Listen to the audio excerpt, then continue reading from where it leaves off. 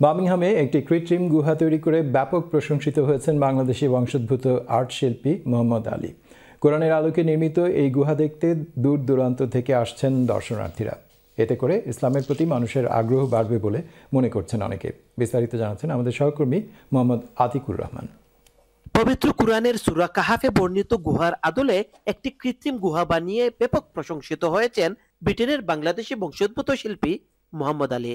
আন্তর্জাতিক খ্যাতিসম্পন্ন এই শিল্পী বার্মিংহামে তার সাউল সিটি স্টুডিওতে এই গুহা নির্মাণ করেছেন, যাতে ব্রিটেনের বিভিন্ন স্থান থেকে দর্শনার্থীরা এসে গুহাটি পরিদর্শনের সুযোগ পাচ্ছেন। এর মাধ্যমে ইসলামের একটি সুস্পষ্ট মেসেজ সহজে নন মুসলিমদের কাছে ছড়িয়ে দেওয়া সম্ভব বলে মনে করছেন অনেকেই। এছাড়া এ গুহার মাধ্যমে অতি প্রাচীন একটি সত্য ঘটনা মানুষের কাছে নবরূপে তুলে ধরা সম্ভব বলে মনে করছেন শিল্পী Mohammad Ali. Bit sensitive even. There is a Quranic story এটা আর্ট বানানি এটা একটু bit too edgy. এটা মানুষ এটা পছন্দ করতে না, but we have done something that I think is respectful, not just for Muslims, because non-Muslims have come and they want to come for different reasons. তারা তো আইব not because of the Quranic story, they will come তারা আইব আমি চাইলাম যে দুনিয়া থেকে আমরা একটু complete switch off, no technology, no phones, just to find yourself.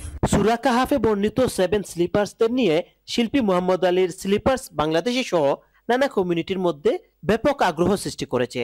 নানা শ্রেণী পেশার মানুষ এখানে রাত্রি যাপন করে প্রকৃত গুহাবাসের একটি অভিজ্ঞতা নিচ্ছেন। সবচেয়ে ইন্টারেস্টিং জিনিস হলো যে এখানে আপনি যদি ঢুকেন তাহলে মনে হবে যেন আপনি এই পৃথিবী ছেড়ে সেই আদিম গুহাতে ঢুকে গেছেন। আসমানের তারা দেখতে পাচ্ছেন, নিচে বালু, এই পাহাড়ের মধ্যে। বার্মিংহাম থেকে Mohammad Atiqur Rahman, channel S news.